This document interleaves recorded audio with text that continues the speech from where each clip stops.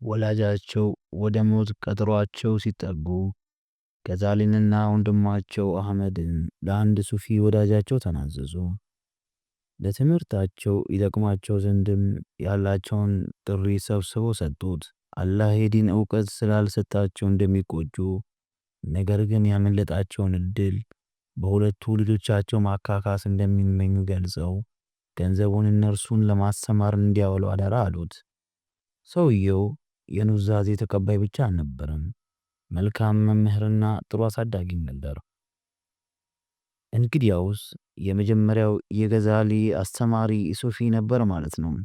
የገዛሊ አባት የተዉት ገንዘብ አነስተኛ በመሆኑ በፍጥነት አለቀ። በተጨማሪም ሱፊዩ የአባታቸው ወዳጅ ድሃ በመሆኑ ደጅ ሊወድቅ ሆነ።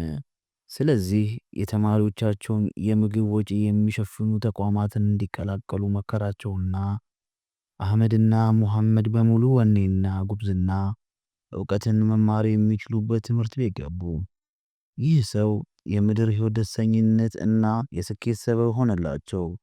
ገዛሊ ይህንን እውነታ ሲተርኩ እንዲህ ይሉ ነበር። ዕውቀትን ከአላህ ውጭ ላለ ነገር ፈለግ ነው፣ እርሱ ግን ለአላህ ብቻ ካልሆንኩኝ ብሎ እምቢ አለ። ወንድማቸው አህመድ ገና ከወጣትነቱ በኢባዳ በመጠመድ ወደ ተሰውፍ ዞረ። ዱንያን ችላ ማለትን፣ የዝህድና ሕይወትን፣ ብቸኝነትንና ለአምልኮ መስጂድ መቀመጥን ስራዬ ብሎ ያዘ። ባግዳድ ሄዶ በአንድ መስጂድ ውስጥ ሰዎችን የሚገስጽበት መድረክ ከፈተ። ከየአቅጣጫው ፈላጊዎቹ ወረፉ፣ በዙሪያውም ተኮለኮሉ። ሙሐመድ የኛው ሰውዬ አልገዛሊ ግን ሀገራቸው ጡስ ቆይተው ፍቅህ ማጥናታቸውን ቀጠሉ። ከዚያም ወደ ጆርጂያን በማምራት ሌሎች በርካታ የእውቀት ዘርፎችን አጠኑ። ይህ ሁሉ ሲሆን ግን 20 ዓመት አልሞላቸውም። ከቆይታ በኋላም ወደ ጡስ ተመለሱ። ገዛሊ ወደ ጡስ ለመመለስ በመንገድ ላይ ሳሉ በሽፍቶች የታገቱበትን ታሪክ ይናገራሉ። ሽፍቶቹ ከሰዎች ገንዘብና ንብረት ሲዘርፉ ከእርሳቸው መጽሐፍትን የያዙበትን ቦርሳ ወሰዱ። ሰዎች ንብረታቸው ተዘርፎ ዝም ቢሉም ገዛሊ ደብተራቸው ተወስዶ ሕይወታቸውን ማትረፍ አልፈለጉም። ሕይወታቸውን አደጋ ላይ በሚጥል መልኩ ከሽፍቶቹ ንብረቶቻቸውን ለማስመለስ ተከታተሏቸው። ሊለምን የሽፍቶቹ አለቃ እኛ ሰውን ለመግደል አንፈራም፣ ለምን ነፍስህን አደጋ ላይ ትጥላለህ? አላቸው። ገዛሊ የወሰደውን ንብረታቸውን ውድነት በሚያሳብቅ ቃል ለመኑት። ሰውየውም ለመሆኑ ውስጡ ምንድን ያለው ሲላቸው ዕውቀት ነው አሉት። እየሳቀ ታዲያ አሁን በወስድብህ ዕውቀት አብሮ አይኖር አላቸው። ወላሂ ይህ እኔን ለማስተማር ከአላህ የተላከ ተናጋሪ ነው የመሰለኝ በማለት ወደ ራሳቸው በመመለስ በ3 ዓመታት የጻፉትን ሁሉ ሸመደዱ። ዕውቀት የማይጠግቡት ገዛሊ ከቆይታ በኋላ የታላቁ ኢማም አብዱል መሊክ አልጁወይኒ ታዋቂነት ስቧቸው ወደ ኒሳቡር አቀኑ። ኢማም ጁወይኒ የዘመኑ ታላቅ ዩኒቨርሲቲ መድረሳ ኒዛሚያ ዋና አስተዳደርና መምህር ነበሩ። ገዛሊ ከእርሳቸው ፊቅህ እና ኡሱሉል ፊቅህን ተማሩ። ጀደል፣ መንጢቅ፣ ፍልስፍና እና ተያያዥ ዕውቀትን ቀሰሙ። በዚህ ጊዜ ገዛሊ የኢማሙል ሐረመይን ዋናው ተማሪ ቲልሚዝ በማለት ይጠሩ ነበር። ኢማሙ ይኮሩባቸዋል። ይህ ልጅ የማይነጥፍ ባህር ነው ይሏቸዋል ገዛሊን። ይህ ዘመናቸው የዕልም ባህር ላይ የጠለቁበት፣ በተለያዩ የፍልስፍናና መለኮታዊ ትምህርቶች ላይ መጽሐፍትን የደረሱበት ዘመን ነው። በተለይም በዚህ ወቅት ፍልስፍናን በጥልቀት አጥንተዋል። ይሁንና ልብን የሚያረካ እና ቁስል የሚያድን ጭብጥ አላገኙበትምና ተመልሰው ተቹት። ከብዙ ማሰላሰል በኋላም ወደ ተሰውፍ ሱፊዮች ተመለሱ። እነርሱም ዘንድ ለነፍሳቸው እርካታ፣ ለቀልባቸው ረፍት አገኙ። የሰውን ልጅ ወደ ታላቅ ከፍታ የሚያደርሰውን የኢባዳ ጎዳናም ጀመሩት። ኢማም ጁዌይኒ ሲሞቱ ገዛሊ ኒሳቡርን ትተው ወጡ። ይህ የሆነው በሂጅርያ አቆጣጠር በ478 ነበር። በመቀጠልም አስከር ወደሚሰኝ ስፍራ ገኑ። አስከር የተባለው ስፍራው የወታደሮች ካምፕ በመሆኑ ነው። በዚህ ወቅት እድሜያቸው 28 ደርሶ ነበር። በቆይታቸውም የሰልጁቅን ሚኒስቴር ኒዛሙል ሙልክን ተዋወቁ። ይህ ሰው የሰልጁቅ ንጉሥ ሹም የነበረ ሲሆን ባግዳድ ላይ የነበረውን የኒዛሚያ መድረሳን የመሰረተ መልካም ሰው ነበር። በገዛሊ እውቀት በመደነቁ በትምህርት ቤቱ ውስጥ መምህርና አስተዳዳሪ አድርጎ ሾማቸው። ገዛሊ እንደ ሂጅራ አቆጣጠር በ484 ባግዳድ ገቡ። ኒዛሚያ ትምህርት ቤት ውስጥ አስተማሩ። ሰዎች በንግግራቸው ውበት፣ በስብዕናቸው ምጥቀትና በአንደበታቸው ርቱዕነት ተደነቁ። የሰዎችን ክብርና አድናቆትም አተረፉ። ኢማም ገዛሊ መድረሳ ኒዛሚያ ውስጥ ለተወሰኑ ዓመታት አስተማሩ። መድረሳ ኒዛሚያ ለሙስሊሞች የመጀመሪያው ዩኒቨርሲቲ እንደሆነ ይነገራል። ገዛሊ በቆይታቸው የታላላቅ ምሁራንንም ሆነ የተርታውን ሕዝብ ልቦና ገዙ። በእውቀታቸው ጥልቀት የምሳሌ ማጣቀሻው ትምህርታቸውን ለማግኘት ጓዝ ተጠቅልሎ ከየሀገሩ የሚመጣባቸው የእውቀት ቂብላ መሆኑ ድርሳናቸውም በየአቅጣጫው ተሰራጨ። በዚህ ቆይታ ውስጥ ገዛሊ የተለያዩ የምርምር ስራዎቻቸውን ይሰሩ እንደነበር ግልጽ ነው።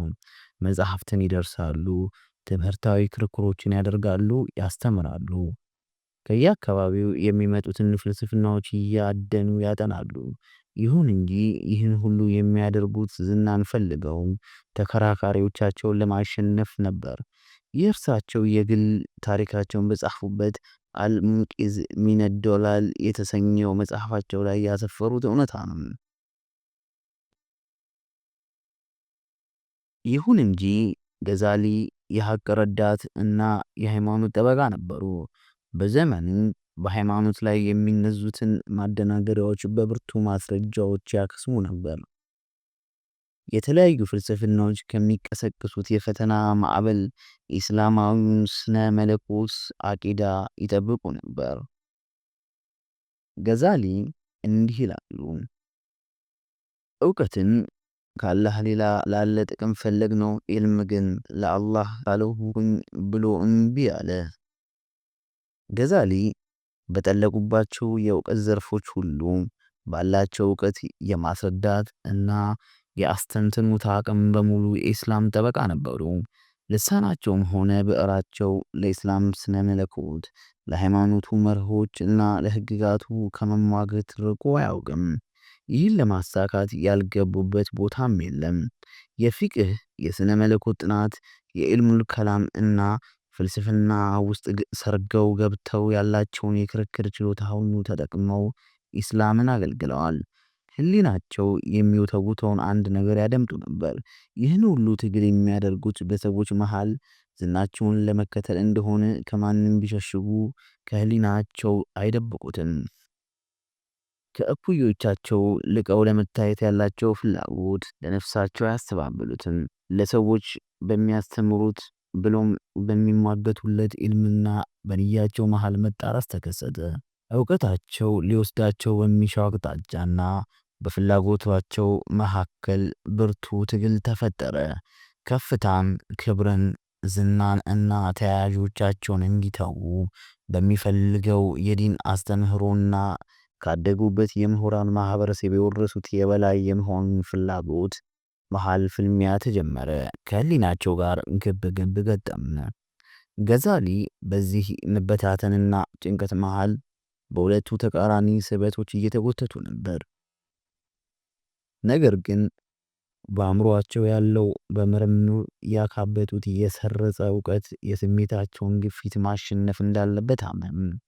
ሙስሊም ግለሰብ ባህሪውንና ስብዕናውን አእምሮ ላይ በሚሞላቸው መረጃዎች ብቻ እንደማይለውጥ ተስማሙ። ማንነቱን መለወጥ የሚችለው በመንፈስ ትግልና በሩህ ጉዞ ብቻ እንደሆነ እርግጠኛ ሆን። የመንፈስ ስልጠና ቦታ ደግሞ ስሜትና ልብ ነው። አእምሮ ወይም አስተሳሰብ አይደለም።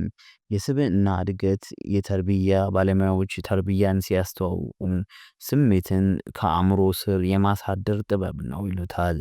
ገዛሊ በዚህ ግጭት ውስጥ ተሰቃዩ። ለሃይማኖቱ በተማረከው አእምሮአቸው ዝቅ ብላ የዝናና የዱንያን ጥቅም በምታሳድደው ነፍሳቸው መሃል ያለው ጠብ ተካረረ። ትግሉ በአእምሮ አሸናፊነት መጠናቀቅ ካለበት ብቸኛው መንገድ የእርሱን ውሳኔ ጽኑ ማድረግ እንደሆነ አመኑ። ለዚህም ደግሞ ፍቱን መድኃኒቱ የተርቢያን ጎዳና አንድ ብሎ መጀመር እንደሆነ አልተጠራጠሩም። ስለዚህ ሊገቡበት ወሰኑ። ፈውስን ፍለጋ መንገዴ በጀመሩበት ቅጽበት ያሉበትን መንገድ እንዲጠየፉት ሆነ። በነበሩበት የኩራትና የፉክክር ጎዳና እንዳይዘልቁ የሚያደርግ ስሜት ተጸናወታቸው። የሰዎችን ልብ የማረኩበት አክብሮትና ዝና ያገኙበትን ስራቸውን ጠሉት። ነፍሳቸውን ወደምትጠላው ጎዳና በግዳጅ ሊወስዷት ወሰኑ። ዝና ከሚገኝባቸው መንገዶችና ከልቅና መድረክ ርቀው ፈታኝ ወደ ሆነው ዱንያን ችላ የማለትና ራስን የመታገል ህይወት ውስጥ አስገቧት። ነፍሳቸው ያሉባትን እንከኖች እንድትመለከት ለአላህ አዋረዷት። ከዚያም ለሌሎች ሰዎችም እንድትተናነስና ዝቅ እንድትል አስገደዷት። እንዲህ አይነቱ መድኃኒትን ፍቱን የሚሆነው ኢባዳ በማብዛት አላህን በማስታወስና አላህ ያየኛል የሚል ስሜት በማዘውተር ስለሆነ ገዛሊ ከደረሱበት የክብርና የስልጣን ከፍታ ራሳቸውን አገለሉ። ከተሰቀሉበት የአስተሳሰብ መሪነት ዝናም ራሳቸውን አወረዱ። ምክንያቱም ባሉበት ከፍታ ላይ ሆነው ያለሙትን ማሳካት አይችሉምና። የምስኪን ልብስ ለበሱና እነርሱ ሰፈር መዋል ጀመሩ። ከኒዟሚያ የትምህርት ማዕከል በውስጧ ካሉ ሰዎች ራቁ። በወንበራቸው ላይ ወንድማቸውን በመተካት ሻም፣ ቁድስ፣ ሐሊል፣ መካና መዲናን እየተዘዋወሩ ጎበኙ። ይህ የሆነው እንደ ሂጅራ አቆጣጠር በ488 ላይ ነው። ረዥም ወራት ከፈጀው ጉዟቸው በኋላ ወደ ደማስቆ ተመለሱና እዚያው ቆዩ። የኡመዊዮቹ መስጊድ ምዕራባዊው የአዛም ሚናራ ወለል ማረፊያቸው አደረጉ። አንዳንዴም ከፍታው ላይ በመውጣት ዙሪያቸውን ይቃኙ ነበር።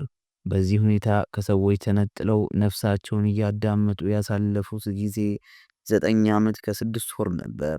ብዙዎቹን ጊዜያት ያሳለፉት ደማስቆ ነበር። ነገር ግን ልክ እንደ ተራ ሰው ስጋቸውን አድክመው ሰዎች እንዳያውቋቸው ራሳቸውን ደብቀው በጊዜውም ኢህያ ኡሉሙዲን የተሰኘው ድንቅ መጽሐፋቸውን ይደርሱ ነበር። በዙሪያቸው ካሉ ሰዎች አንድ ሰው የእውቀት ባለቤት መሆናቸውን ከነቃና ካወቀበት በሰዎች መሃል ላለመጋለጥ ከዚያች መንደር ይሰወሩ ነበር። ከዚያም ወሬው ተረስቶ ካበቃ በኋላ በሌላ አኳኋን ተመልሰው ይመጣሉ። በዚክርና በኢባዳ ለመመሰጥ ይመቻቸው ዘንድ ከሰዎች ተነጥለው ቆይተዋል። ነፍሳቸውን ለማጥራት ልባቸውን ከጉድፍ ለማጽዳት የሚያስችሉ ስራዎችን ይሰራሉ። በዚያው ኢህያ ኡሉሙዲንን ይከትባሉ።